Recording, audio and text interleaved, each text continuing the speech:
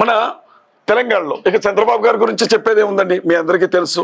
ఆయన క్రైస్తవులకు ప్రత్యేకంగా ప్రేమించేవాడు కాదు, క్రైస్తవుల్ని పెద్దగా ద్వేషించేవాడు కాదు అని అంటూ ఉంటారు. కానీ వాస్తవం ఏంటంటే దళితులుగా పుట్టాలని ఎవరు కోరుకుంటారు అని చెప్పిన ఏమంటారు వాటిని, వజ్రాల, ఆ వజ్రాల లాంటి పదాలు ఆయన చెప్పినవే.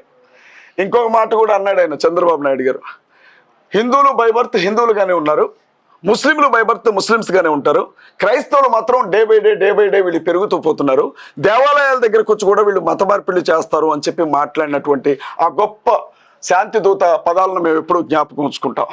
చంద్రబాబు నాయుడు గారు నిన్న కాక మొన్న వీరయ్య చౌదరి గారు ఎవరో చంపేశారు.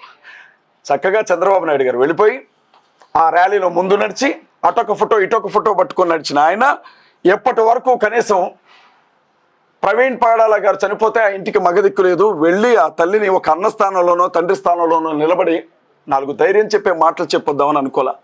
చంద్రబాబు నాయుడు గారు ఇక మీరు గుర్తుపెట్టుకోండి, పవన్ కళ్యాణ్ గారు కావచ్చు, బీజేపీ కావచ్చు, జాకీలు పెట్టి లేపినా మిమ్మల్ని ముఖ్యమంత్రి కానివ్వు ఆంధ్రాలో.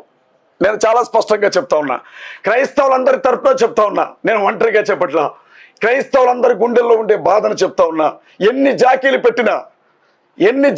పెట్టినా ఎన్ని నినాదాలు చేసినా చంద్రబాబు నాయుడు గారు ఆంధ్ర రాష్ట్రంలో ముఖ్యమంత్రిగా ఉండడం ఇదే చివరిసారి. మీడియా మిత్రులకి మేము చెప్తా ఉన్నాం.